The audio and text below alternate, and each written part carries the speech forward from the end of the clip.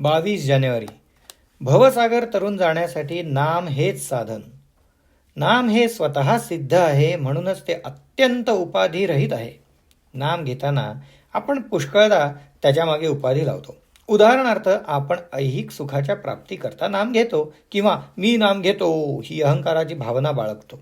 या उपाधीमुळे आपल्या प्रगतीला बरेच अडथळे येतात.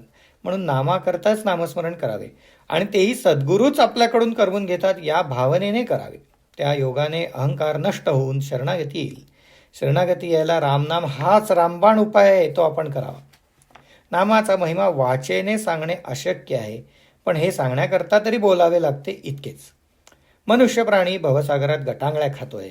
समुद्रातून तरुण जाण्यासाठी जशी नाव, तसं भवसागरातून तरुण जाण्यासाठी भगवंताचे नाम आहे.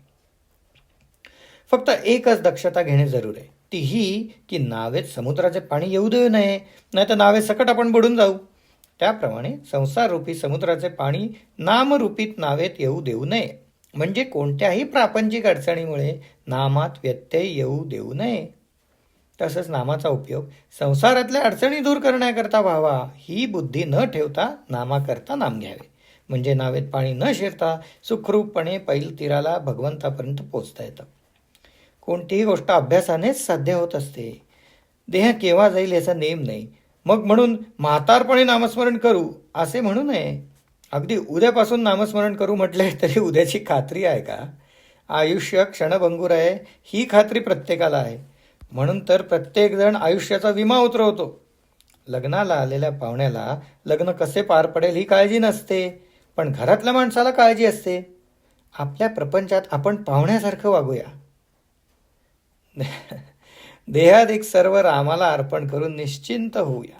सोन्या मोत्याचे दागिने घालणारी श्रीमंताची बाई असू द्या, बेताचे लहान दागिने घालणारी मध्यम स्थितीतली बाई असू द्या, किंवा चांदीची जोडवी आणि नुसतं मंगळसूत्र घालणारी अगदी गरीबाची बाई असू द्या, त्या सर्वांना कुंकू ज्याप्रमाणे सारखेच असते, त्याप्रमाणे कसलाही भेद न ठेवता नाम हे सर्वांना सारखेच साधन आहे. सूर्य हा फक्त प्रकाश देतो, त्यामुळे अंधार आपोआप नाहीसा होतो.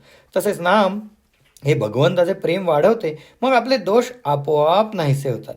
भगवंताचे अस्तित्व आपल्याला जास्त पटत चालले किंवा भगवंताच्या कर्तृत्वाची साक्ष जास्त जास्त अनुभवास येऊ लागली की परमार्थामध्ये आपली प्रगती झाली असे समजावे.